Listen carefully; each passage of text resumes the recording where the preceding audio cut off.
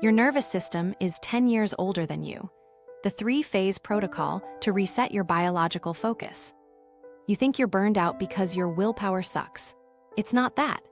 Your nervous system is acting a decade older than your calendar age, so every task feels heavier, recovery takes longer, and focus shatters faster. Most advice pushes more discipline.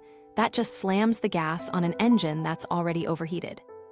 Here's the twist. Digital overload compresses heart rate variability, your HRV, and lengthens recovery latency back to calm.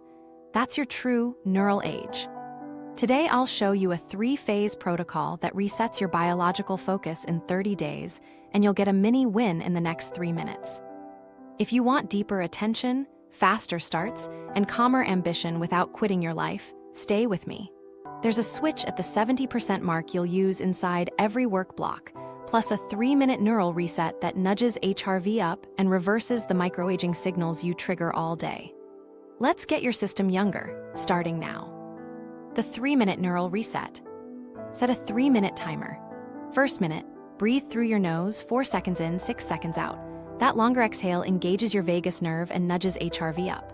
Second minute, near-far gaze. Hold your thumb at arm's length, focus on it for 3 breaths, then shift to a far point for 3 breaths. That resets visual convergence and reduces threat signaling. Final minute, box the breath, 4 in, 4 hold, 4 out, 4 hold. While you breathe, swap I have to for I choose to because. And finish the sentence about the next task. Notice it, pulse softens, urgency drops, the next action stands out. That's your baseline recovering, your recovery latency just shortened. In a minute, I'll show you why this works and exactly where it lives in the larger protocol.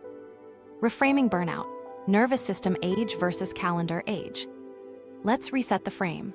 Burnout isn't a moral failing, it's a biology mismatch. Your nervous system has an age and it can drift older or younger than your birth certificate. 3 things define that age: recovery latency, how fast you return to baseline after a stressor; stress reactivity, how hard you spike; and attentional depth, how long you can hold a single thread without splintering. The most useful at-home biomarker tying these together is HRV, heart rate variability, adjusted for your age and sex. When HRV trends low for you, the system's flexibility is down. Translation: you stay in fight or flight longer and pay a tax on every decision. Why does this happen? Chronic novelty and micro-threats. The pings, the tabs, the feeds, every tiny hit trains your dopamine system to expect fast reward and constant switching.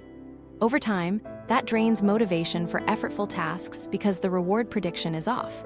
Your brain stops betting that long effort will pay. Add sleep fragmentation, especially those midnight wake spikes where cortisol nudges you up, and your baseline arousal creeps higher. High baseline plus low HRV equals longer recovery latency and shorter fuse. You're not lazy, your vagal brake is undertrained. Here's the thing most people miss. Discipline works when the system feels safe. If your body reads your inbox as a threat and your timeline as a scoreboard, more pressure amplifies the alarm. That's why just try harder backfires. The moment you push, your sympathetic system surges, HRV drops, and your focus collapses sooner. It looks like weak willpower. It's actually a safety and competence signal problem. When safety feels uncertain, initiation latency stretches. When competence feels shaky, rumination spikes and you stall. Cost-wise, this doesn't just waste hours, it chips at identity.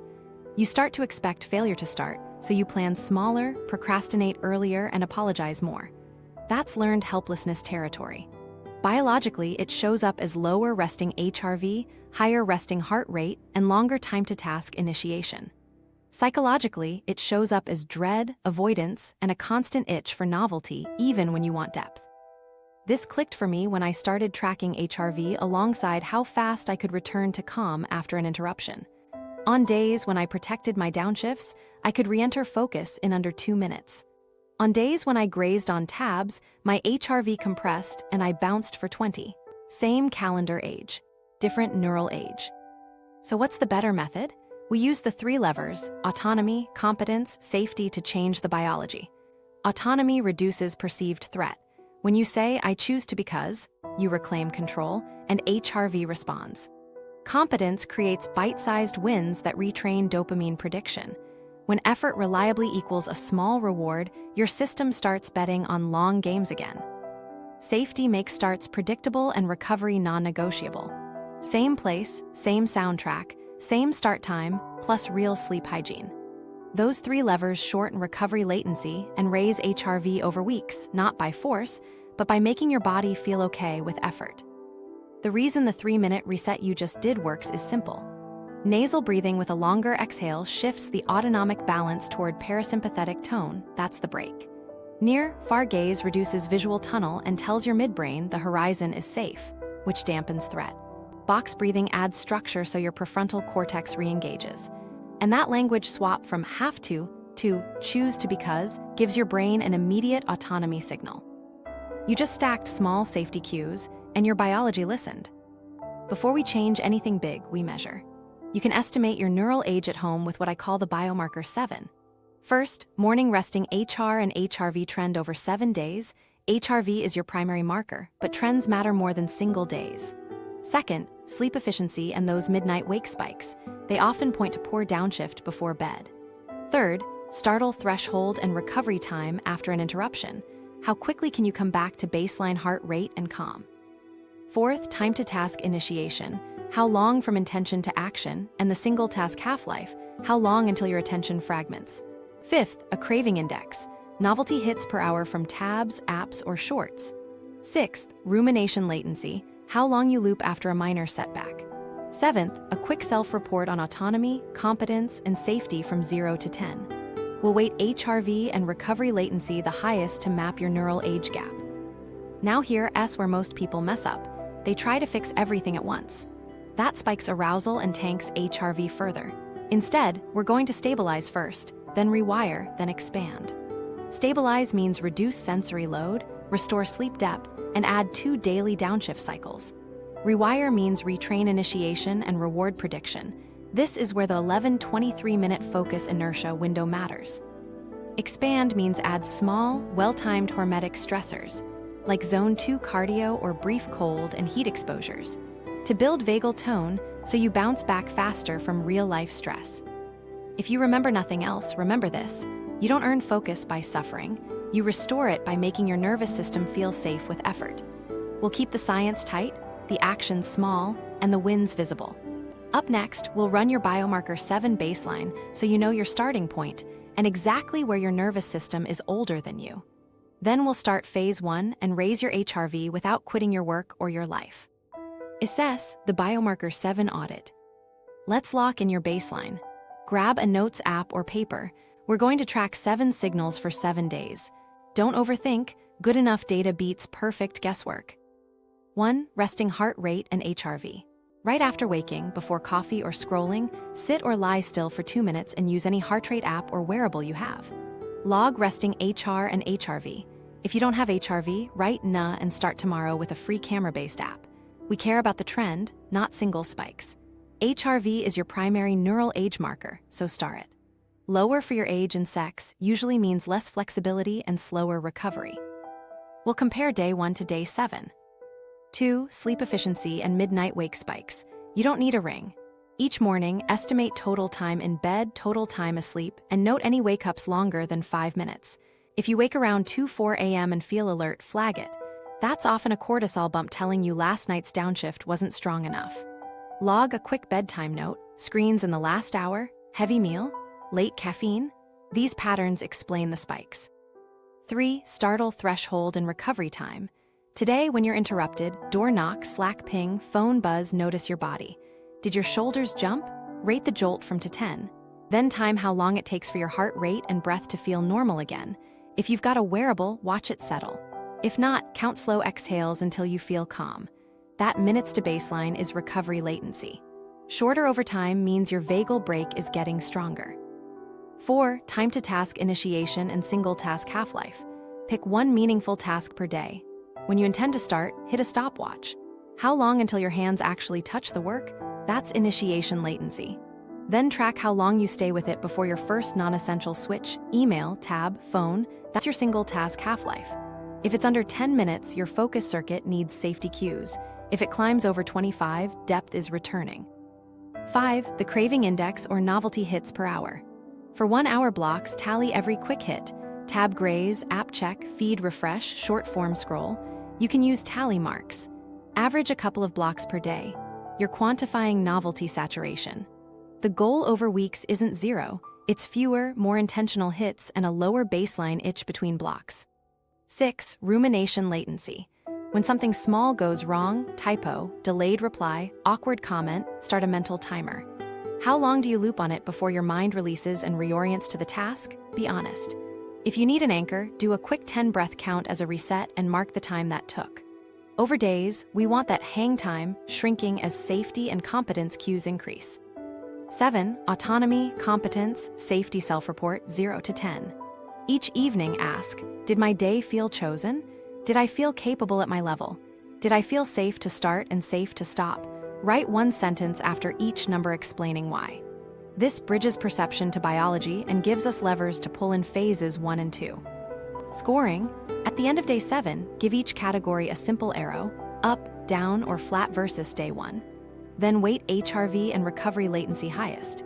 If HRV trended up and recovery time got shorter, that's a strong sign your neural age is younger, even if cravings are still messy. If HRV fell and recovery stretched, that's a red flag to double down on stabilization before adding any performance stress. Here's the shortcut nobody teaches. Combine metrics. Low HRV plus long initiation latency usually means safety is the bottleneck. Predictable starts and simpler cues will move both. High cravings plus short half-life signals dopamine drain, micro-rewards tied to effort and stricter novelty friction will help. Night wake spikes plus high rumination latency often share a cause. Unclosed loops before bed and weak downshift. Common mistakes to avoid. Don't chase single-day highs or panic over one bad night. Don't compare your HRV to someone else's, compare you to you. Don't try to fix numbers midweek, just observe. And don't add cold plunges or VO2 spikes yet. Phase 3 comes later after we raise the floor. Quick win you can try today. Set a 3-item checklist for tomorrow morning. Measure HRV, run the 3-minute reset, and log initiation latency on your first block. That alone gives you a clear read on safety and focus inertia. Once you've got your 7-day snapshot, you'll see your neural age gap in plain sight. That's your map. Next, we stabilize the system. Less noise, deeper sleep, and 2 daily downshifts to raise HRV and shorten recovery fast. The 3-phase protocol overview. You've got your baseline. Now we're going to move through 3 clean phases. Stabilize, rewire, expand. Think of it as floor, circuits, capacity. You raise the floor first so you're not leaking energy. Then you retrain the focus circuits so effort feels safe and rewarding. Then, only when the signals look good, you add controlled stress to expand what you can handle without aging the system. Phase 1 is stabilize. The goal is simple. Raise HRV and shorten recovery latency by lowering baseline arousal and stopping stimulus leaks. We do that with 2 daily downshift cycles, input pruning, and tight sleep hygiene. You'll get light before screens, protein in the first 30 minutes, and 2 5-minute breath and gaze cycles, because nasal cadence and gentle visual convergence cue parasympathetic tone. We'll also build a sensory sanctuary. Fewer bright spikes, less noise, cleaner visual field. Predictable starts and 1 accountability anchor rounded out. Phase 2 is rewire. Here we rebuild focus and reward predictions so your brain bets on effort again. The structure is consistent, a 13-minute ignition, a 27-minute focus block, and a 5-minute downshift. That sequence deliberately bridges the 11-23-minute focus inertia window so you cross into depth reliably. We'll stack cues, same place, soundtrack, and start ritual to lower perceived threat. We'll measure initiation latency and reward competence, not time alone, so dopamine learns effort equals win. Between blocks, no novelty binges, you protect the state you just built. Phase 3 is expand. Now we increase capacity without aging your system. We'll dose 1 to 2 hormetic stressors per week, zone 2 cardio for aerobic base, brief VO2 peaks for intensity, and short cold or heat exposure as vagus nerve training. Never on sleep debt days. On the cognitive side, we add progressive complexity ramps with recovery buffers. Socially, we do low stakes, chosen commitments to dose arousal with safety. We keep an eye on your HRV trend and perceived recovery latency to ensure stress resolves faster. not slower. Across all phases, cadence matters. Daily is micro, downshifts, anchors, and one meaningful block. Weekly is MISA. Review your biomarker 7 deltas, plan focus blocks, and add or remove stress doses. Monthly is macro. A simple unplugged reset, a small deload, and a recalibration of goals to match your current neural age gap. The goal isn't perfection. It's a visible, steady tilt younger. Guardrails keep you safe. No heroics. Sleep is protected like a meeting with your future self. Don't overcorrect dopamine with a hard purge, we taper instead. Don't stack stressors, no cold plunges on the day you did intervals and slept 5 hours. And never compare your HRV to someone else's, your trend is the truth. Once you nail stabilize, rewire becomes easier. Once you nail rewire, expand feels fun. Most people skip to expand and crash. We won't. Up next, I'll give you the exact daily moves for Phase 1 so you can feel a measurable shift in the next 7 days. Phase 1, stabilize, rebuild safety and energy floor. Phase 1 is where your system starts feeling younger. The goal is simple. Lower baseline arousal, stop stimulus leaks, deepen sleep, and raise HRV so recovery gets faster.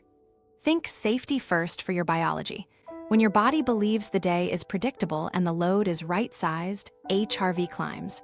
That's the floor we're rebuilding. Start with the daily anchors. Anchor 1, light before screens. Within 10 minutes of waking, get outside for 2 to 5 minutes, even if it's cloudy. Natural light sets your circadian clock, lowers sleep inertia, and makes tonight's melatonin arrive on time. If you can't go out, stand at a bright window. Do this before you touch your phone. Anchor 2, protein in the first 30 minutes. Eat 20-30 grams early, eggs, yogurt, tofu, leftover chicken. Stable blood sugar reduces mid-morning cortisol bumps and shrinks those 2-4 a.m. wake spikes. You'll notice calmer starts and fewer snack-driven tab grazes by day 3. Anchor 3, 2 breath and gaze downshifts, 5 minutes each. 1 mid-morning, 1 mid-afternoon. Use nasal breathing with a slightly longer exhale, 4 in, 6 out for 2 minutes. Then do near-far gaze for 1 minute, thumb at arm's length for 3 breaths, far point for 3 breaths, repeat. Finish with a minute of box breathing, 4 by 4 by 4 by 4. End each cycle with the sentence, I choose to because, tied to your next action. These micro-resets cue parasympathetic tone, release visual tunnel, and give your brain a control signal. Over a week, watch recovery latency after interruptions shrink. Now the environment. If you're environmentally sensitive, and many high performers are, you're processing more sensory data than you realize. Build a sensory sanctuary. Start with light, avoid overhead glare, use a soft desk lamp, position screens to reduce bright contrast. Sound, closed back headphones or a simple pink noise track, door signals so people don't surprise you. Visual field, clear the 1 square foot you work in, hide messy stacks out of sight. This isn't decor, it's nervous system load management. Lower sensory load, higher HRV. Input pruning is next. Put friction on novelty and remove friction from focus. On your phone, delete one social app from your home screen, keep it in the app library. On desktop, install a blocker that limits tabs or time on your top 2 distractions during work blocks. Create a focus dock, 1 note app, 1 browser window with only what you need, 1 timer. Same tools every start. Predictability reduces cognitive threat. Structure your starts. Pick a consistent start window, even if it's just 20 minutes. Same place, same soundtrack, same pre-start ritual, water, 1 slow breath, open the dock. Predictable starts tell your nervous system, this is safe, we've done this. You'll feel initiation latency drop without pep talks. Sleep is the payoff engine.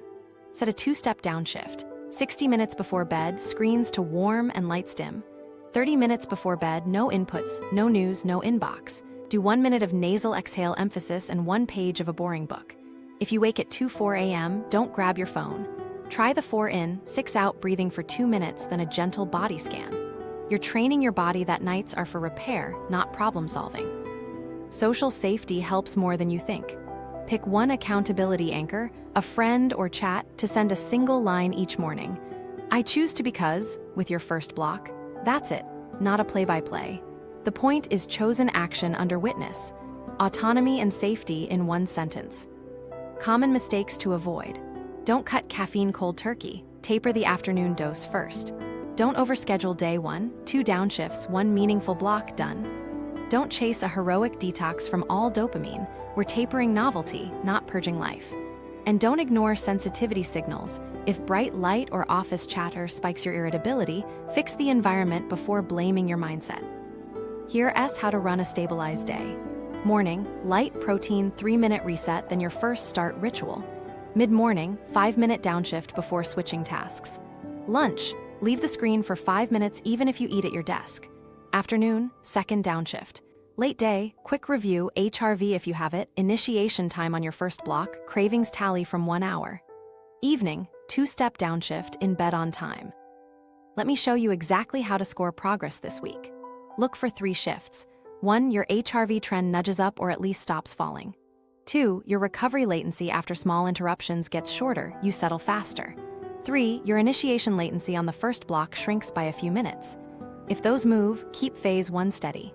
If not, increase environmental safety, reduce light and sound spikes, push the second downshift earlier, and tighten the bedtime window. A quick micro story. Last week, a client who couldn't focus moved her lamp, added pink noise, and ran the 2 downshifts. Her HRV stopped seesawing, and her first block start time dropped from 18 minutes to 6 by day 5. Same work, younger system. Run stabilize for 7 to 14 days. When mornings feel calmer, starts are quicker, and wake spikes fade, you'll be ready to rebuild the focus circuit in phase reward 2. Prediction. Phase 2 is where deep work starts to feel safe again. The goal is simple: shorten initiation latency, cross the focus inertia window, and make effort feel rewarding in your body, not just in your calendar. We're going to use structure, cues, and tight rewards to retrain dopamine prediction so your brain bets on effort, reliably. Here's the core block you'll run: 13-minute ignition, 27-minute focus, 5-minute downshift. That's one 45-minute arc. The 13-minute ignition exists for one reason. Most of us need 23 minutes to transition from thinking about the task to actually being in it. If you design for that bridge, depth becomes predictable instead of lucky. Let me show you exactly how to run ignition. First, same start ritual every time. Water 1 slow nasal exhale, open the file you'll work on. No prep wandering. Then tee up the smallest action that touches the real task, cursor in the paragraph, IDE open to the function, problem set on the first question. Set a 13-minute timer. Your only job is to stay physically with the materials. If your brain argues, say, I choose to because. And name the smallest reason that's true today. Learning a skill, helping future me, clearing a blocker. That autonomy cue lowers threat just enough to keep you in place. Now the 27-minute focus block. Same environment, same soundtrack, no switching. During minutes 11:23, expect the itch to check something. That's the inertia window. Don't white-knuckle it, give your brain micro-certainty. Pick a tiny sub-goal you can close in 5 minutes, finish the sentence, test the function, outline 3 bullets. Closing it gives you a competence hit right when your system wants novelty. If you remember nothing else here, remember this: close micro-loops inside the inertia window. Common mistakes show up here. The first is outcome-only rewards. I get coffee if I finish the chapter. That pushes dopamine to the horizon and leaves your present effort starved. Instead, tie micro-rewards to completed micro-steps. When the 27 is done, stand, breathe 4 in 6 out for 4 cycles, sip water in the sun, note 1 skill you used. It's simple, but it links effort to satisfaction right now. The second mistake is state breaking between blocks. Don't open socials, don't check news, don't rearrange your desk. Your 5-minute downshift is not a novelty buffet, it's a physiological bridge. Run 1 minute of nasal exhale emphasis, 1 minute of near-far gaze to release visual tunnel, then 2 minutes walking or gentle stretches. Last 30 seconds, set the next ignition cue. Write the first line you'll type or the exact test you'll run. Then you're back in. Cueing matters more than motivation. Use sameness to reduce threat. Same place, same soundtrack, same start line in your doc. It's not boring, it's predictable, and predictable reads as safe.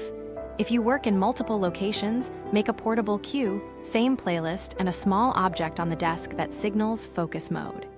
Your brain learns faster with consistent signals. Track what matters. 2 numbers, initiation latency and micro wins. Initiation latency is stopwatch from I'm starting to hands-on task. Micro-wins are the closed loops you finished inside the block. Put a tiny tally where you can see it. When you see, started in 3 minutes, closed 4 loops, your brain updates its prediction. This routine leads to wins. Over a week, that drops dread and shortens starts. Let's talk streaks. Visible streaks help, but not if they become brittle. Count ignitions completed rather than days perfect. If you do 1 ignition on a messy day, the streak lives. You're rewarding the circuit, not the calendar. Break a day, no drama. Your rescue plan is a 2-minute setup. Open the file, write the first ugly line, run the first easy test. That's minimum viable momentum, state change over progress points. What about breaks? Protect the state you built. Between 2 focus arcs, use low dopamine, body-first resets. Step outside, eyes on a far horizon, slow exhales. Save novelty for planned windows later. Remember, you're replenishing effort-linked pleasure, not numbing effort with quick hits. Now a quick micro-story. A med student I coached kept bailing at minute 12. We added a 5-minute sub-goal right at 10 minutes, outlined 3 steps for the question she was avoiding, and an immediate skill snapshot at minute 27. Identified pattern, set up spaced recall. Within a week, her initiation latency dropped from 14 minutes to 6, and she cleared 3 arcs a day without dread. Same hours, different prediction. Troubleshooting. If you keep failing ignition, your task might be too abstract. Make the first action physical and visible. If you keep breaking in minutes 11:23, you're starving competence. Shrink the sub-goal further. If you finish the 27 and feel flat, your micro-reward isn't linked to effort. Shift to body-based resets or immediate skill labeling. If music distracts you, switch to neutral pink noise or silence. The point is consistency, not vibes. How many arcs? Start with 1 to 2 per day in week 1 of Rewire. Add a third only if HRV is steady and you're not spiking cravings between blocks. Cap it on bad sleep days. 1 arc done is a win. You're training a circuit, overloading it just re-ages the system. By the end of this phase, you'll notice faster starts, fewer mid-block escapes, and a quiet satisfaction after work. That's your brain learning that effort is safe and rewarding again. Next, we'll expand capacity without aging the system. Phase 3, expand, stress inoculation, and sustainable velocity. Now that starts feel quicker and effort feels rewarding, we can raise capacity without aging your system. The goal here is simple. Increase the load you can handle while keeping HRV stable or trending up and recovery latency short.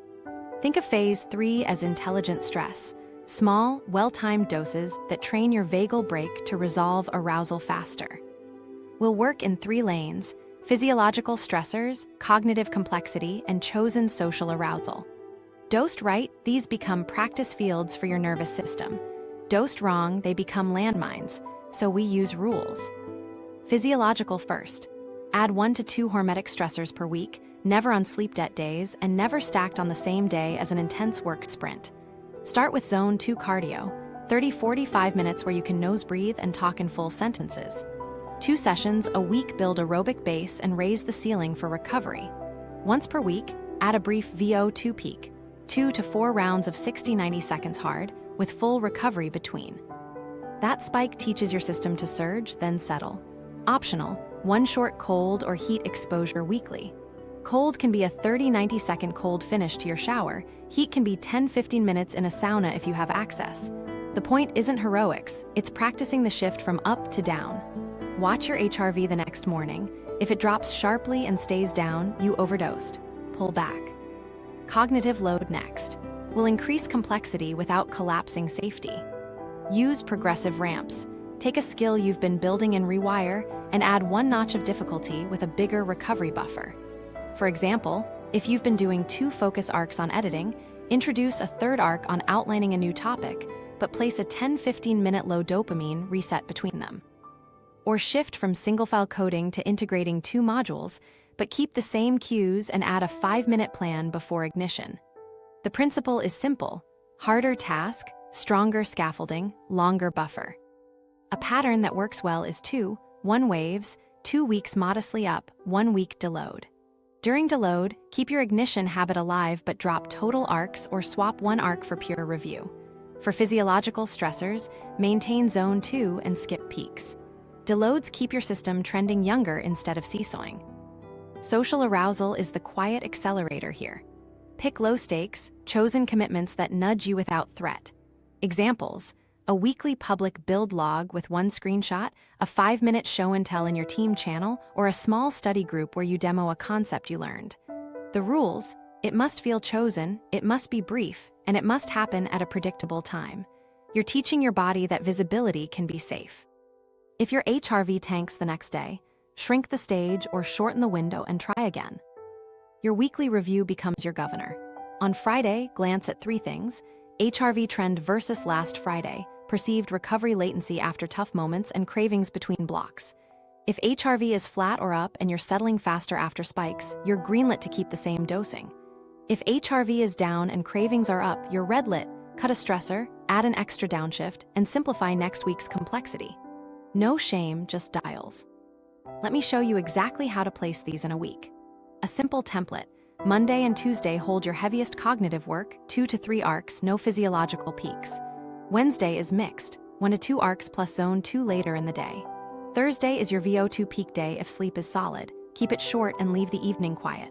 Friday is lighter arcs and the social nudge, a brief share or demo. Saturday optional zone 2 or a short heat session. Sunday deload and unplugged reset. If sleep goes off any night, skip the next day's stressor automatically. That rule protects the trend. Between all of this, keep your stabilize anchors alive. Light before screens, protein early, 2 micro downshifts. Expansion rides on stability.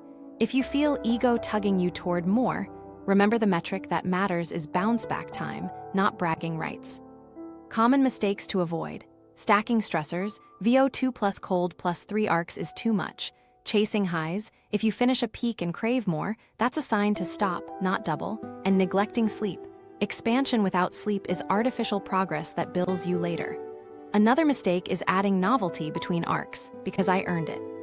That confuses your dopamine system right when you're trying to link effort to quiet satisfaction. Here's a micro story. A founder I coached loved hard intervals and cold plunges, but his HRV stayed suppressed and meetings fried his focus. We swapped to 2 zone 2s, 1 short VO2 set on Thursdays only, and a 5-minute public roadmap update on Fridays. He kept 2 daily downshifts and moved planning before his hardest arc. In 3 weeks, HRV leveled, his post-meeting recovery dropped from 18 minutes to 7, and he stopped doom scrolling between blocks. Same ambition, safer dosing. Troubleshooting signals. If your morning HRV is down 2 days in a row and you feel wired tired, strip all peaks for a week and run stabilize-only days. If your cravings spike after social shares, the stage is too big, shrink to a private check-in. If your focus falls apart after adding complexity, you skipped scaffolding, add a pre-arc plan and tighten your cues. If you remember nothing else in Phase 3, remember this: you're not proving toughness, you're training responsiveness. Dose stress so you can resolve it quickly. Protect sleep. Keep anchors. And use your numbers as dials, not judgments. The weekly operating system. Let's turn the phases into a week that runs itself. Think of this as rails for your younger nervous system. Clear anchors, predictable starts, and deliberate stress dosing. We'll map stabilize daily, rewire into blocks, and expand in careful pockets. Start with the template week. Mornings hold your focus anchors, afternoons are for admin, midweek is for creative lift, Sunday is your deload and reset. Monday and Tuesday, most reliable deep work. Run 1 to 2 rewire arcs before noon, 13-minute ignition, 27-minute focus, 5-minute downshift, then move admin and meetings to the afternoon. Keep your stabilize anchors alive first. Light before screens, protein early, a 3-minute reset before the first ignition. Protect these like meetings. Wednesday is your mixed day. 1 to 2 focus arcs in the morning, then zone 2 cardio later, 30-45 minutes nose breathing pace. That's your hormetic dose for resilience without frying your circuits. Keep the evening quiet so HRV can rebound. Thursday is your optional VO2 peak if sleep was solid. 2 to 4 rounds of 60-90 seconds hard with full recovery. Place it away from your deepest cognitive block. Mornings for 1 arc, peak in late afternoon, early shutdown. Friday is lighter focus and social arousal. Do 1 clean arc, then a 5-minute public share, a build log, a short demo, or a what I learned note. Make it chosen, brief, and predictable. That trains visibility as safe. Saturday is optional zone 2 or a short heat session. Sunday is deload. No peaks, minimal novelty, unplug for a few hours, and a 20-minute planning ritual. Now the priority triad: 1 deep, 1 build, 1 maintain. Each week choose. 1 deep, the single outcome that truly moves your world. Tie 2 to 4 arcs to this. 1 build, the skill you'll improve by 1 notch. Place 1 arc midweek. 1 maintain, essential upkeep, finances, inbox 0 slice, family admin. Batch it to 1 afternoon. This triad prevents overreach and aligns dopamine with real effort. Write them where you'll see them before every ignition. Buffering is how you avoid derailments. Add firebreak blocks, 30-minute white space windows after meetings or context-heavy work. No novelty in these. Run the 3-minute reset, quick review of the next ignition cue, and water. Also add white space windows between arcs on heavy days, 5 minutes minimum of body-first resets. These are not rewards, they're bridges that protect state. Your Friday audit closes the loop. 10 minutes, 3 checks. HRV trend versus last Friday, average initiation latency on first arcs, cravings per hour in 2 measured blocks. If HRV is flat or up, starts are quicker and cravings are down or stable, keep your dosing. If HRV fell and latency stretched, cut 1 stressor next week, add an extra downshift, and simplify Thursday's load. Adjust, don't judge. Let me show you exactly how to schedule a clean week. Sunday reset. Pick your 1 deep, 1 build, 1 maintain.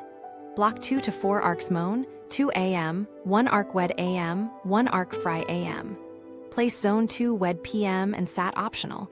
VO 2 Thurs p.m. only if sleep was good. Add 2 daily downshifts and your 2-step evening downshift to the calendar as repeating events. Daily start, light, protein, 3-minute reset, open the file for ignition 1. Write, I choose to because, on a sticky with your reason for today. Midday, run the 2nd downshift before switching gears. Afternoon, admin, meetings, or low cognitive tasks. If a meeting spikes you, do a 90-second near-far gaze and 4 slow exhales before touching your inbox. Minimum viable momentum lives inside this OS. On messy days, your rescue ladder is 30 seconds to set the workspace, 2 minutes to open and stage the materials, then 13-minute ignition. That counts as a win. It preserves the circuit and your streak. Remember, streak equals ignitions completed, not perfect days. Guardrails keep the week humane. No stacking stress. Never pair VO2 with a heavy deep work day and a cold finish. No novelty between arcs. Save it for a planned window after work. No heroics on bad sleep days. 1 ignition and stabilize anchors only. And never compare your HRV to anyone else's. Your trend is your truth. A quick micro story. A junior PM I coached adopted this OS. She moved deep work to moan, 2 mornings, added fire breaks after stand-ups, kept zone 2 on Wednesdays, and posted a 5-minute Friday learn. In 2 weeks, HRV flattened upward, initiation latency halved, and she stopped doom scrolling between tasks. Same job, safer rails. Run this OS for 2 weeks. You'll feel steadier, starts will shrink, and your evenings will quiet down. Next up, we'll bolt on minimum viable momentum, so forward motion is guaranteed even on chaotic days. Minimum viable momentum, MVM, applied. Let's lock in a system that moves you even on chaotic days. Minimum viable momentum is the smallest action that flips your state from stalled to in motion. Not points on your to-do list, state change. When your biology feels safe and you take 1 tiny, visible step, the next steps cost less. Here's the trigger ladder you'll use. First rung, 30-second priming. Clear 1 square foot of your workspace, put water within reach, and open your timer. That's it. You're signaling, we're starting, without inviting debate. Second rung, 2-minute setup. Open the exact file or tool, write the first ugly line, cue the first test, or place the first reference. Keep it embarrassingly small. Third rung, 13-minute ignition. Start the timer, breathe 1 slow nasal exhale, and anchor with I choose to because.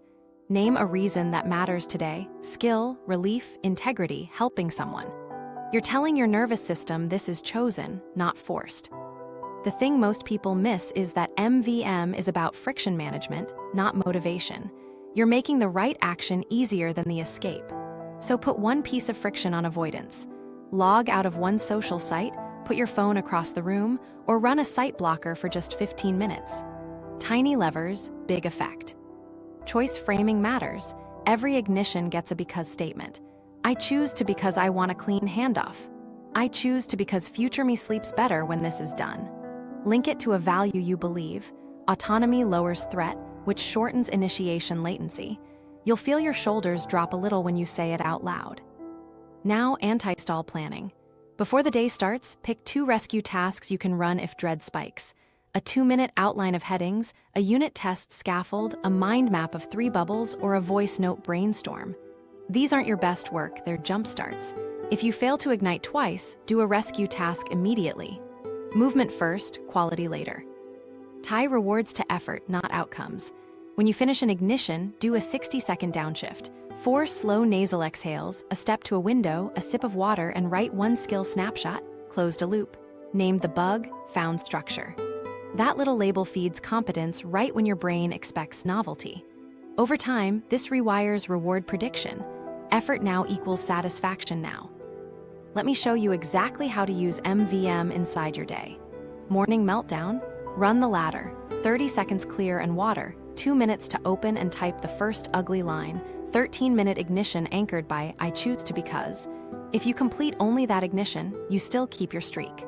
Midday derailment after meetings? Don't punish yourself. Pick the smallest physical action connected to your one deep. Often that's pasting a problem statement at the top of the doc and writing 3 dumb bullets. Momentum returns faster than pep talks. Data helps. Track 3 micrometrics for a week. Ignitions completed, initiation latency on the first arc, and a simple cravings hour tally during one block. You want ignitions up, latency down, cravings flat or down. If latency isn't budging, your setup step is too abstract. Make the first move physical and visible. If cravings spike mid-ignition, your environment is leaking, add a single piece of friction. Now, the shortcut nobody teaches. Pre-commit friction times. Schedule 2 45-minute, focus-safe rooms on your calendar, same time daily, where blockers and notifications go up automatically.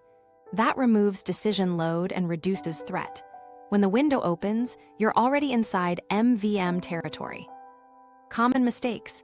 Treating MVM like progress theater, endless setup with no ignition. Cap setup at 2 minutes. If you hit 3, you're in avoidance. White-knuckling through the 11-23-minute inertia window without micro-closes. Close a 5-minute sub-goal right at minute 12. Calling the day lost after a miss. One ignition done late still trains the circuit. Streaks count ignitions, not perfection. Troubleshooting. If you bail at minute 5 constantly, you began too hard. Shrink the first action until it feels almost silly. If you finish ignitions but feel nothing, your reward is mismatched. Switch to body-first resets and skill snapshots. If you can't start at all, stack safety. Same place, same soundtrack, smaller task, and ask a friend for a 1-line check-in to witness your I choose to because. This is where it gets fun. You'll watch dread loosen as your brain updates its model. Starts are short, wins are real, and stopping doesn't mean I failed, I just downshifted. Run 2 ignitions on solid days, 1 on messy days, and protect your anchors. That's minimum viable momentum, reliable starts, even when life gets noisy. The 3 levers: autonomy, competence, safety, and practice. Now we're going to make the biology practical with the 3 levers you'll use every day: autonomy, competence, and safety. You've already felt hints of them. I choose to because, micro wins, predictable starts. Here's the full toolkit and exactly how to use it across different kinds of work. Autonomy first. The thing most people miss is that control isn't a feeling, it's a design choice. Use default choices, constraint menus, and because statements. Default choices mean you decide once and reuse forever. Same start window, same tools, same playlist. Constraint menus shrink overwhelm. Pick from 3 pre-approved next actions, not 50. And because statements wire autonomy into your starts. I choose to because future me sleeps better, or because I'm practicing clean handoffs. Write the because on a sticky before each ignition. If you stall, your because is too abstract, tie it to a value or a person you care about. Competence is next. Skill beats time. Build skill chunk ladders. List a skill and break it into 3 rungs you can complete inside 1 or 2 focus arcs. Example for writing: 1. Outline 3 bullets. 2. Draft 1 ugly paragraph. 3. Refine topic sentences. Daily microfeedback seals the learning. At the end of an arc, label 1 skill you used or improved, Isolated a bug, tightened a thesis, named an assumption. Keep wins snapshots, a single screenshot or one-sentence note that proves progress. Over a week, that portfolio tells your brain, effort pays now, which fixes reward prediction and lowers dread. Safety is the ground. Predictable starts, recovery slots, and clear social boundaries. Predictable starts, same place, same soundtrack, same ignition ritual. Recovery slots mean you book downshifts like meetings, 5 minutes twice daily plus the 2-step evening downshift. Social boundaries keep surprise to a minimum. Door signals during ARCs, a team note that says heads down 9/11 replies at noon, and a no surprise rule in meetings, agenda first, questions at the end. Safety isn't coddling. It's cutting noise so your vagal brake can do its job and HRV doesn't tank. Let me show you exactly how this looks in 4 contexts. Studying, autonomy. Choose a 2-hour study window with 1 break and lock a constraint menu, review cards, outline lecture, 1 practice set. Competence. Run 13-27-5 arcs with micro closes. Finish 5 cards, outline 3 concepts, solve 2 problems. End each arc with a skill label like retrieved without cues. Safety. Same desk, same playlist, phone outside the room, and a 90-second near-far gaze before switching subjects. Track initiation latency, and 1 competence win per day. Coding, autonomy, define a scope you control, 1 function, 1 test, 1 refactor. Write it because that matters, because this unblocks QA. Competence, ladder a tricky task into compile-ready micro-steps and close 1 inside minutes 11:23. Win snapshot, paste a green test or diff link into a private log. Safety, predictable start ritual, open IDE, run tests, breathe 4 in 6 out twice, plus a no slack during ignition, rule shared with your team. If you bail mid-arc, your step was too big, shrink until it feels silly. Writing, autonomy, set a word or section constraint, 150 words or 1 subsection. Because statement, because I publish Friday without panic. Competence, 3-rung ladder, outline, ugly draft, refine openings, and celebrate the close at minute 27. Skill label, tighten transitions, cut filler. Safety, same doc template, same font, and a 5-minute pre-arc plan on heavy days. Add a fire break after feedback sessions to keep HRV from nosediving. Leadership, autonomy, choose meeting formats you control, agenda first, time-boxed, decide 1 decision per meeting. Because statement, because clarity saves cycles. Competence, capture micro-wins, close decision X, delegated Y with owner and date. Safety, set no surprise norms, add a 90-second reset before tough ones, and hold a weekly deload day with low-stakes visibility, a short update or a small demo, so public presence feels chosen and safe. Common mistakes. Using fear goals, don't fail, which spike arousal and crush HRV, swap to approach goals tied to skills. Chasing external-only metrics, likes, hours, while ignoring competence markers adds skill snapshots. Building brittle routines that break on travel. Keep 2 portable cues, playlist, and a small token, and a travel MVM, 2-minute setup, 13-minute ignition, 1 micro close. Troubleshooting. If autonomy feels fake, your constraints are top-down, rebuild the menu you'd actually pick on a tired day. If competence feels thin, your rungs are too tall, design a 5-minute close. If safety keeps collapsing, your starts vary too much, standardize tools and time before you add complexity. Here's the checkpoint. Before each ignition, ask 3 questions. What choice am I making? What tiny skill will I close? How will I keep this safe? Answer in 1 sentence each. Then start. Over days, you'll feel initiation drop, wins pop sooner, and the background alarm quiet down. Dopamine drain. That's your biology. Identify, patch, and replenish. If your focus keeps slipping even after stabilize and rewire, you're probably leaking dopamine. Not the chemical itself, that's essential, but the way you're earning it. Quick hits without effort teach your brain to crave more novelty and distrust deep work.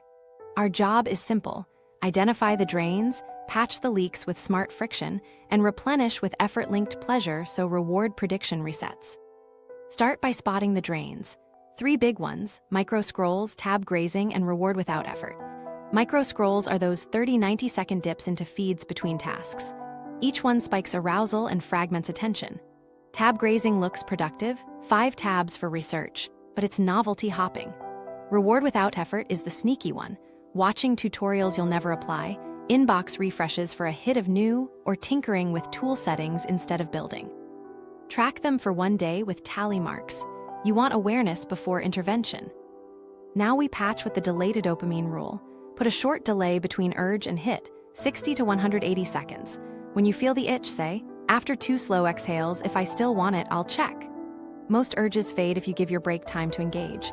Pair that with novelty quotas. Set a daily cap, say 10 intentional checks total. Log each one. Limiting quantity turns random hits into chosen ones, which calms craving. Next, go single source on rewards during work blocks. Pick one source of novelty you're allowed to use between arcs, a single newsletter, one subreddit, or one curated playlist change, and keep everything else blocked. Too many sources confuse your system and keep the reward ladder hyperactive. Single source narrows the channel so effort stands out again. We don't purge, we taper. Run a 14-day drain reset. Week 1 is 30% reduction, week 2 is 60%. Here's the cadence.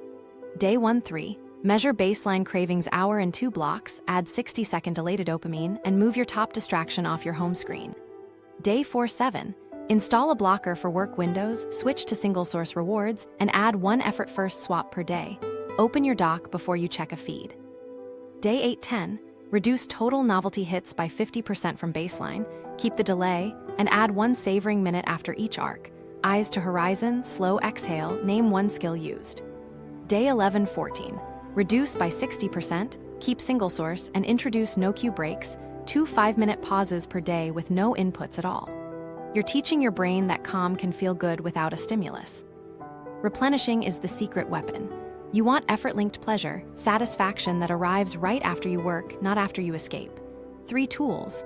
Micro closes in every arc, plan a 5-minute sub-goal and close it. Immediate closure releases a competence hit. Skill snapshots. Write 1 line naming what improved, indexed edge cases, tightened transitions, recalled without cues. Labeling turns vague effort into felt progress. Savoring, after the arc, take 30-60 seconds to breathe and notice the body feels of done, warmth, relief, quiet.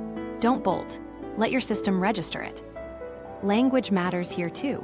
Keep the I choose to because line alive, but add and I'll feel good after I close X. You're preloading the reward expectation onto a micro action.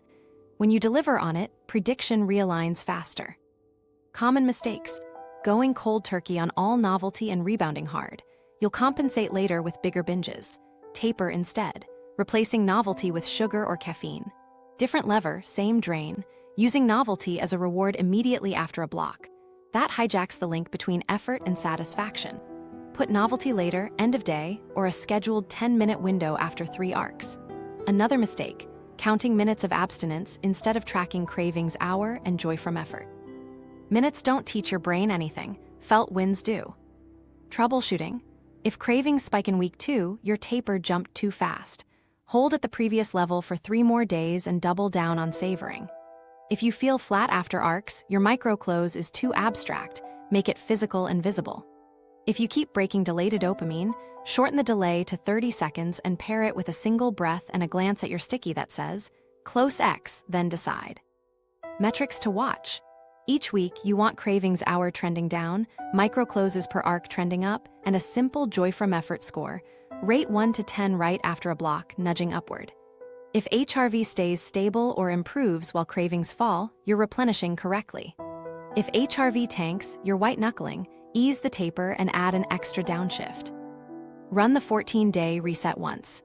Keep the practices that made the curve bend, delay, quotas, single source, micro closes, skill snapshots, savoring. That combo restores a clean signal. Effort now equals reward now. That's the antidote to dopamine drain. Environment by default, friction, cues, and safety. Environment beats willpower when you're tired, so we're going to make focus the path of least resistance. Think of this as engineering your defaults. More friction on distractions, less friction on the next right action, and clear safety signals baked into the room. Start with friction up on distractions. On your phone, move your biggest time sink off the home screen and bury it 1 swipe deeper. Turn on grayscale during work blocks, color fuels novelty. On desktop, install a simple blocker that caps your top 2 sites during focus windows. Add a 1-minute delay prompt. When you try to open them, you'll get a 60-second countdown. That pause is enough for your vagal brake to engage and for you to choose differently. Now friction down on focus tools. Create a focus dock, just the Note app, your primary work app, and a timer. One browser window, one tab per task. Pre-stage materials before you end the day. The file open to the first line you'll touch, references stacked, test harness ready. Tomorrow's ignition starts with zero hunting, which lowers threat and cuts initiation latency. Visual cues next. Use task totems, one small object that only appears during deep work. It could be a specific pen, a card that says close the loop, or a simple stone. Your brain pairs it with the state. Go single screen if you can. If you need to, mirror the second as a reference only, not another playground. Keep your immediate visual field clean. The 1 square foot around your keyboard is sacred. Everything else can be messy out of sight. Sound and posture matter more than motivation. Use closed-back headphones or a pink noise track to erase random spikes. Choose one playlist for ignition and never change it during the block. For posture, set your chair so your feet are grounded and your screen is just below eye level. A stable body reads as safety, and safety supports HRV. Lighting is a big lever. Kill overhead glare. Use a warm desk lamp aimed at the wall, not your eyes. Reduce harsh contrasts on your screen dark mode or a warmer temperature late day. Bright, cold spikes at night confuse your clock and raise baseline arousal. You want consistency. Similar light at similar times so your system isn't guessing. Create a safe zone with no surprise rules. Put a door signal or a desk card that says, heads down, replies at noon. Tell your team your focus windows and your response windows. In shared spaces, agree on quiet hours. Predictability is a safety signal. Each avoided startle protects recovery latency. Build rhythm into the room. Same soundtrack for ignition. Same seat. Same start ritual. Water, one slow nasal exhale, open the file. Add a 90-second microclean between modes. Clear the square foot. Stack materials for the next task. Breathe 4 in 6 out twice. That reset ritual tells your brain we've closed one loop and we're safe to start another. For high environmental sensitivity, go further. Soften light, dampen sound with a rug or panels, and hide clutter behind a screen. If open offices are your reality, make a portable sanctuary. Noise-canceling headphones, a hat or hoodie to narrow visual input, and a small totem on the desk. Small changes, big load reduction. Here's the shortcut nobody teaches. Link cues to actions, not outcomes. Place the document you'll edit on the left side of your screen and the reference on the right, always. Keep your timer the same size and position. Put your sticky because statement in the same top left spot. Consistent cue placement reduces micro-decisions that burn willpower. Common mistakes to avoid.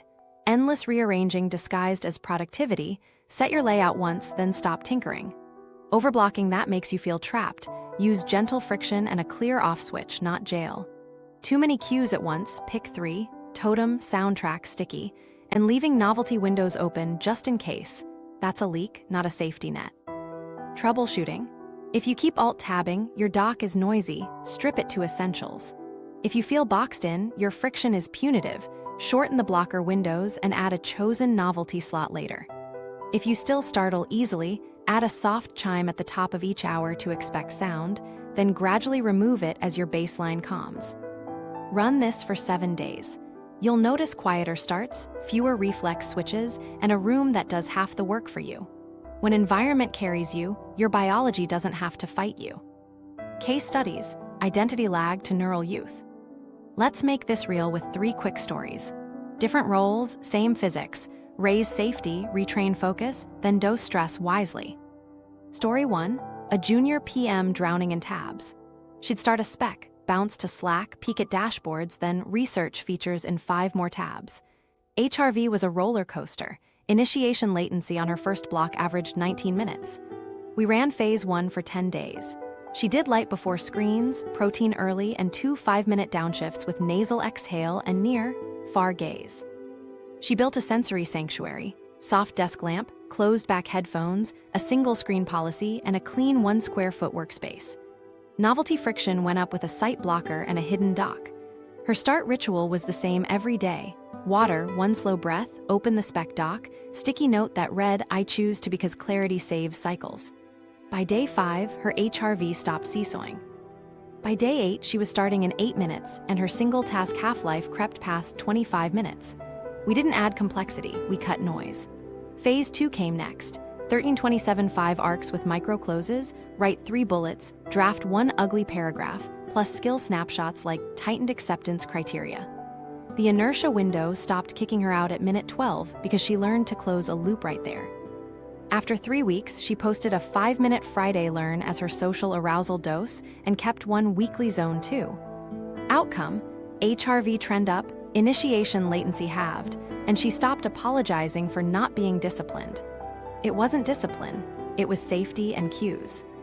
Story 2, a med student stuck in exam dread.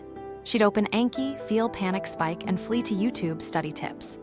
Night wakes at 2:30 a.m., brain racing. We started with phase 1, but the lever was bedtime downshift. 60 minutes warm screens, 30 minutes input-free, 1 page of a boring book, 4 in 6 out breathing. Morning anchors stayed tight. Light before phone, protein early, 3-minute reset, then 1 ignition. Environment got safer. Same desk, same playlist, phone in another room, a small totem card that said retrieve, don't reread. Once sleep smoothed, we moved to phase 2. Her ignition rule was touch the cards physically for 13 minutes, no deck sorting. Minutes 11-23 were anchored with 5 card closes and skill labels like retrieved without cues. She tracked initiation latency and closed loops count. Seeing started in 6 minutes, 4 micro closes rewired her reward prediction. Between arcs, she used body-first resets, not videos. In phase 3, we added 1 zone 2 per week and a tiny, chosen social dose, a weekly 2-minute teach-back in her study group. If HRV dipped or cravings spiked, we cut the stress dose. 2 months later, her wake spikes faded, cards got done without dread, and she walked into exams feeling steady. Same hours, younger system. Story 3, a founder fried by meeting overload. Back-to-back calls, constant context switches, inbox as dopamine drip. HRV chronically low for his age, recovery latency after hard meetings was 18 minutes. We built a weekly OS with Rails. Mondays and Tuesdays, 1 deep in the morning, 2 arcs before any meeting, admin and calls in the afternoon. Fire breaks after stand-ups, 3-minute reset and a 5-minute plan for ignition 1. He claimed a no-surprise rule in team meetings and used door signals during arcs. Phase 2 tight focus, 13-27-5 blocks for real work with a micro close at minute 12, ship a stub, write the decision draft, log 1 bug. He stopped rewarding himself with Twitter between arcs and switched to sunlight and slow exhales. Phase 3 dosing was modest, 2 zone 2s weekly and a single VO2 peak on Thursdays, never after poor sleep. For social arousal, he posted a 5-minute Friday roadmap update. Friday audits tracked HRV trend, initiation latency, and cravings hour during 2 blocks. If HRV fell, he pulled the VO2 that week and added an extra downshift. Within 3 weeks, HRV flattened upward, interruptions stung less, and his bounce-back time dropped to 7 minutes. The big psychological shift: he stopped trying to win meetings and instead designed for recovery. What ties these together is identity lag. Each person still believed they were unfocused or not tough enough, but their numbers told a different story. HRV up, initiation down, fewer novelty hits, and calmer nights. They didn't add heroics. They raised safety, trained the circuit, and dosed stress with respect for sleep. A quick pattern recap you can borrow today. Stabilize with 2 daily downshifts and predictable starts. Rewire with 13-27-5 arcs and micro-closes in the inertia window. Expand with 1 to 2 hormetic doses per week, only when HRV is steady. If something breaks, pull back to stabilize and shorten loops. That's how you turn burnout from a willpower shame spiral into a biological training plan and get your neural youth back. Fault tolerance, relapse, travel, crunch weeks. Real life will jolt your system. Late flights, surprise deadlines, kids up at 3 a.m. The goal isn't to avoid turbulence. It's to bounce back fast without aging your nervous system. Fault tolerance is your playbook for relapse, travel, and crunch so progress keeps compounding. Start with pre-planned kits. Build a travel kit now. Noise-canceling headphones, eye mask, electrolytes, a small totem, and a printed 1-page routine. Light before screens, protein early, 1 3-minute reset, and a 13-minute ignition. Add a portable blocker preset and your focus-safe room calendar windows. When you land, you won't debate, you'll run the page. Crunch mode caps come next. Define your minimum anchors for hard weeks. Light before screens, protein in 30 minutes, 1 breath-in gaze downshift, 1 ignition. That's the floor. Cap total focus arcs at 2 and ban all physiological peaks. Crunch isn't time to get fitter, it's time to stay stable. Now the if-then maps. Write them once, reuse forever. If sleep 6 hours, then stabilize only. Anchors, 1 ignition, no peaks, early shutdown. If travel day, then 1 ignition at the gate or hotel desk, plus a 90-second near-far gaze after check-in. If meeting spikes arousal, then 4 in 6 out for 4 cycles before inbox. If you miss 2 starts in a row, then trigger the rescue. 2-minute setup and a 5-minute micro-close you can't fail. Language keeps you in control. Keep using I choose to because, even under constraints. On rough days, tighten it. I choose to complete 1 ignition because stability beats 0. Autonomy lowers threat drives relapse. Say it out loud. Recovery protocols prevent spirals. Use the 24-hour reset after any blow-up. Late night, binge scrolling, missed blocks. The next day, light before screens, protein, 2 3-minute resets, 1 13-minute ignition tied to your 1 deep, and a 30-minute walk or gentle zone 2 only if sleep was decent. No VO2, no cold, no heat. Evenings shift to the 2-step downshift, warm screens at -60, inputs off at -30, 1 page of boring, nasal exhale emphasis. You're telling your system, we're safe again. For travel, stack predictability. On plain days, aim for 1 ignition on something embarrassingly small, outline 3 bullets, triage 1 doc, stub a function. Use the same playlist and totem. In hotels, recreate your cues, totem on the nightstand, timer in the same place, sticky because statement top left. Morning light still matters, open the curtain immediately. If you cross time zones, anchor local morning light and keep the evening downshift. HRV may dip 1 to 2 days, don't chase it with stressors. Crunch weeks need boundaries. Batch meetings, add fire breaks, and run arcs only when they unlock real bottlenecks. Tie each ignition to a because that serves the team, because this unblocks X by noon. Between arcs, protect state with body-first resets, not novelty. Late nights happen. When they do, pre-schedule the next day's stabilize-only plan and stick to it. Relapse feels personal, but it's mechanical. A dopamine binge? Run a dopamine taper day, delayed a dopamine at 60 seconds, single-source novelty only, and 2 savoring minutes after your 1 ignition. A sleep collapse? Strip all non-essentials, add a 20-minute nap if possible, and move your second downshift earlier. A motivation drought? That's competence starvation. Design a 5-minute micro-close and log a win snapshot to feed the circuit. Measure bounce-back time like an athlete. Your PR isn't hours worked. It's how fast you return to baseline after a spike. Track 3 numbers on bad weeks. Initiation latency on the first ignition, cravings hour in 1 block, and perceived recovery latency after a stressor. When those shorten, you're younger, even if output dipped. Common mistakes to avoid. All or nothing purges after a relapse, tapers beat whiplash. Adding stressors to make up time. It just taxes HRV. Letting travel nuke cues, portable sameness is your friend, and self-shame loops, language that blames you extends recovery latency. Let me show you the 1-day comeback. Morning, light protein 3-minute reset, I choose to because 13-minute ignition on a micro-close. Midday, 5-minute downshift, 1 fire break after the heaviest meeting. Afternoon, admin only. Evening, 2-step downshift, 1 page of boring, slow nasal exhales. Next morning, repeat. 2 days like this and you're back on trend. Fault tolerance isn't lowering standards. It's protecting adaptation. Design for relapse, normalize recovery, and keep the anchors alive. That's how you maintain momentum when life gets messy and how your nervous system stays young. Tracking and feedback make gains visible. Let's make your progress obvious so your brain keeps betting on effort. We'll track a few signals daily, a few weekly, and 1 monthly estimate. Nothing fancy, just numbers that change behavior. Daily first, capture 3 micrometrics in under 2 minutes. Ignitions completed. Count every 13-minute start you finish. This is your circuit streak. Cravings per hour during 1 chosen block. Tally urges to check tabs or apps. Joy from effort right after a block, rated 110. not mood, satisfaction from the work. Now add 2 optional dailies if you have the data. Initiation latency on your first arc, stopwatch to hands-on task. A single HRV reading or readiness proxy. One data point isn't truth, but trends start here. Weekly is where decisions get made. On Friday, run a 10-minute audit. HRV trend versus last Friday. Flat or up is green, down for 2 weeks is yellow. Sleep efficiency. Fewer midnight wake spikes means stabilize is working.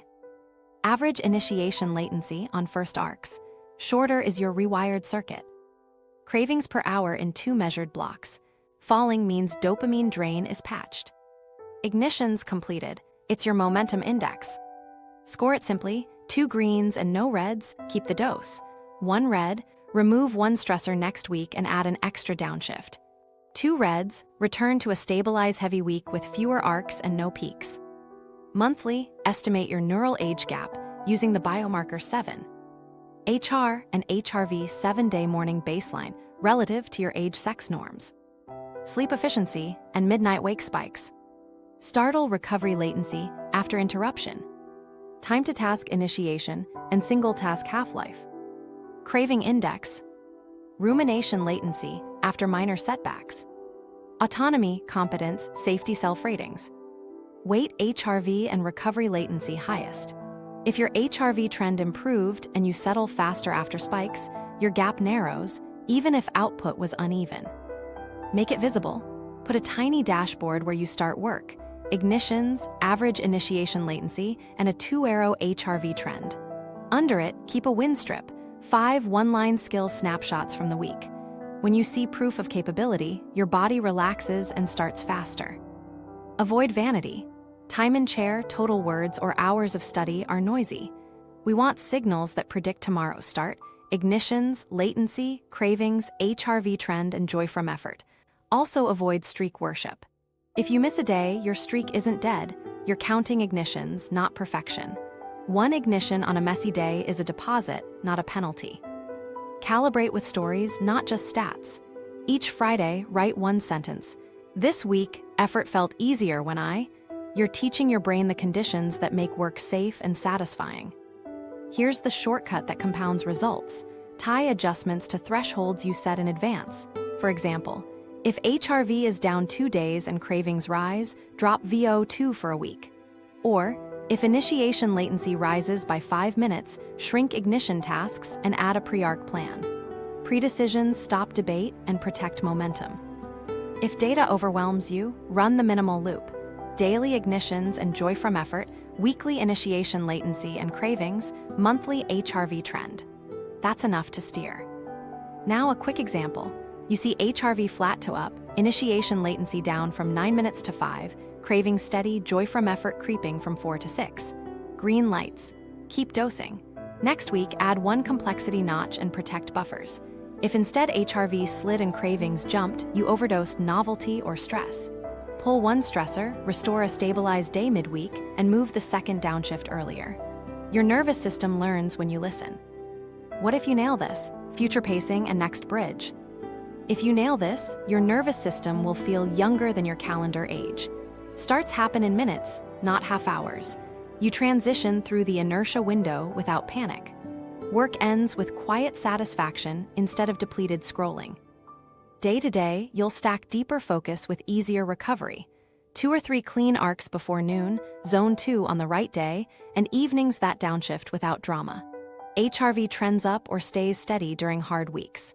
Bounce back time becomes your new brag. Socially, boundaries stop feeling like fights. You'll say, heads down 9/11 and mean it, with fewer apologies. Energy spills into life after work because you didn't spend the day breaking skids. Next, we'll build long-form creativity and leadership under low arousal. And I'll teach the 70% mark switch, how to flip tasks from friction to flow right when most people bail. The big idea is simple. Burnout isn't a willpower flaw, it's a nervous system running older than your age. Measure it, then reset it with stabilize, rewire, and expand so focus feels safe, effort pays now, and recovery is fast. Your challenge this week. Run the Biomarker 7 for 7 days and install the Phase 1 anchors daily. Light before screens, protein early, 2 5-minute downshifts, and 1 13-minute ignition with a because statement. Comment your current neural age gap and post your I choose to because for tomorrow's first ignition. Then watch the deep dive on the 70% retention switch to lock in long-form flow.